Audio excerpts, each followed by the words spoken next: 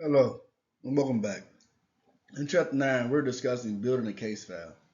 A case file, client chart, these are all files that are gathered to make sure that we are keeping up with the record of all client services, to make sure that we are in compliance with all regulatory standards for documentation and meeting clients' needs and showing medical necessity for services, right? And there's a record of all the information and services that we provide for our clients, right?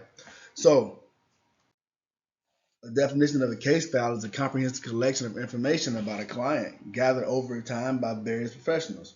Not only case managers are responsible for adding information to case files, the counselor, social worker, psychologist, psychiatrist, medical providers, that entire multidisciplinary team that treats the client all information into that case file. These case files can be housed in electronic medical records, EMRs, or they can be housed in paper form and behind locked doors and file cabinets that are locked that maintain HIPAA compliance and PHI compliance standards. The purpose is to provide a detailed record and to show that we are providing effective services and that we're being held accountability to deliver those services in a timely fashion. So the purpose of of case files is to summarize the work done with the client, to make sure the client has eligibility to receive those services, and then they've been assessed, and a delivery plan, a service plan has been created to deliver the services for the client that will incorporate the meeting the needs of the client services and possibly an aftercare plan.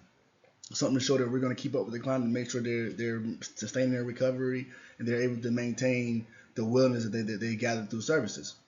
It also provides data. Again, it helps evaluate client outcomes and agency effectiveness. It's always good to again measure any agency or any services delivered to make sure they're being effective. We want to ensure accountability. We want to make sure that we have legal and we're meeting legal and financial aspects of services or whatnot, and that we are accountable for regulatory standards by insurance agencies or whatnot. Because again, they require us to do certain things to have for certain services or whatnot and maintain certain documentation. All those things are kept in the case file. It also facilitates continuity. If clients were to move on to different providers or move to different networks and whatnot, the case file provides valuable information for the new case manager or the new provider or the new agency or whatnot on what services has been delivered and what social history or client history that can benefit them in their services. So components of a case file is the initial assessment. This is the gathering information we've been discussing. A medical evaluation to make sure that the client's physical health is at the current status of that. A psychological evaluation to see their cognitive functioning and assess their mental health. Social histories, we can get the whole background, make sure we know that their social environment, their all the things that incorporate into those factors in their environment. Case notes, just the ongoing documentation interactions that we have with the client. Service plans, treatment plans that actually meet the client's goals, objectives, and the plan interventions to actually meet those objectives and to meet that goal ultimately.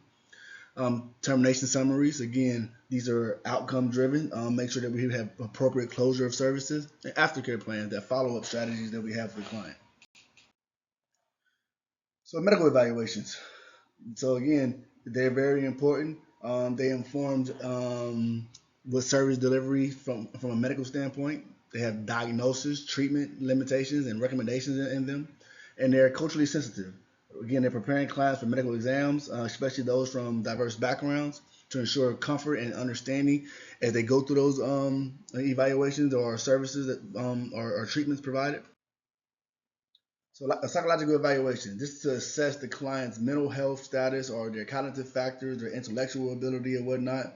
The process of these psychological evaluations can be include interviews, standardized tests, or observations by the psychologist.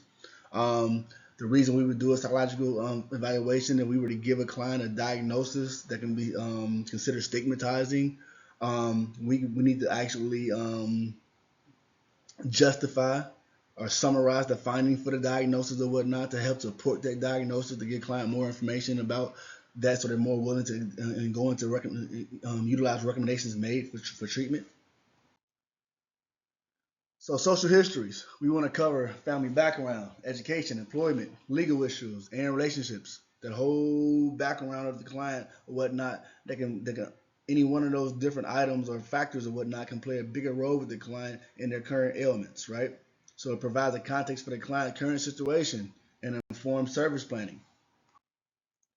So documentation standards, we want to make sure they're accurate, right? Ensure all information is factual and up to date. That's why a lot of agencies have to meet certain timeline standards that MCOs or insurance companies have. One being that they want the documentation signed off within 24 hours of the service rendered to make sure that all the services entered into that in their progress note are accurate and they are timely, right? Confidentiality, you want to protect the documentation. We want to take the PHI to make sure that the client's privacy is protected and they're meeting those ethical standards. Consistency. We want to use standardized forms and language for clarity and making sure that everyone's getting clear language and no one's is not getting the consistency in services. Timeliness. We want to make sure documentation is information is progressed and signed and maintained to be relevant, right?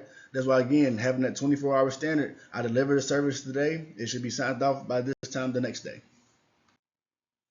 Information gathering. We want to collect comprehensive data across various domains.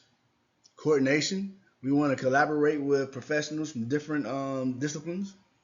Monitoring. We want to have regular review and update of the case files to reflect changes.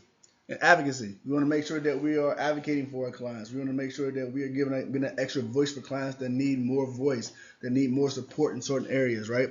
That is the role, those are the roles of a case manager.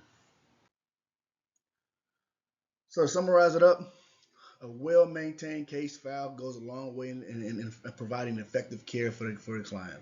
It allows the case manager to ensure the clients receive appropriate and coordinated services, and it gives a record for the client of all the things that were done. And the linkages to resources and whatnot is a great way of, again, maintaining that case, what has been done to make sure the client gets the services that it needs.